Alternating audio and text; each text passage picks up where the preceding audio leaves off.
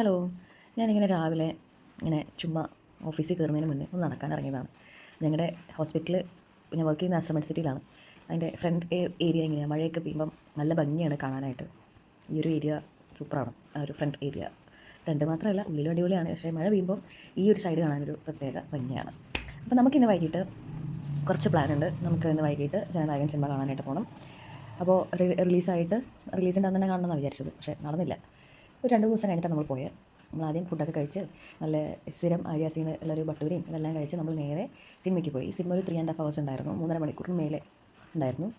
നല്ല അടിപൊളി പടം തന്നെയാണ്. നമുക്ക് വിജയിനെ നമുക്ക് ലാസ്റ്റായിട്ടൊന്ന് സ്ക്രീനിൽ കാണാൻ കിട്ടുന്നൊരു ചാൻസാണ്. ഇനി കാണണമെങ്കിൽ നമ്മൾ പഴയ പടങ്ങളോ അങ്ങനെ ഇതൊക്കെ നമുക്ക് റിലീസ് ചെയ്യേണ്ടി വരും.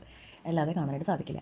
അപ്പം എനിവേസ് നമ്മൾ ടിക്കറ്റ് ബുക്ക് ചെയ്തത് സിനിപോളിസിലാണ്. നമ്മളെപ്പോഴും ഫസ്റ്റ് ഓപ്ഷൻ സിനിപോളിസ് നോക്കും. നല്ലൊരു തിയേറ്റർ ആംബിയൻസ് ആണ് അവിടെ. അപ്പോൾ സിനിമ എന്ന് പറയുന്നത് ശരിക്കും പറഞ്ഞാൽ നമുക്ക് ആ സിനിമ കാണുമ്പോൾ നമുക്ക് മനസ്സിലാവും എന്തുകൊണ്ടാണ് ആ പടത്തിന് സ്റ്റേ ഓർഡറും കാര്യങ്ങളെല്ലാം വന്നതെന്നുള്ളത്. നമുക്ക് ആ പടത്തിൽ നിന്ന് ആ പടം കാണുമ്പോൾ നമുക്കത് മനസ്സിലാവും. അപ്പോൾ ഇത്രയുള്ളൂ ഇന്നത്തെ വീഡിയോ. ടാറ്റാ.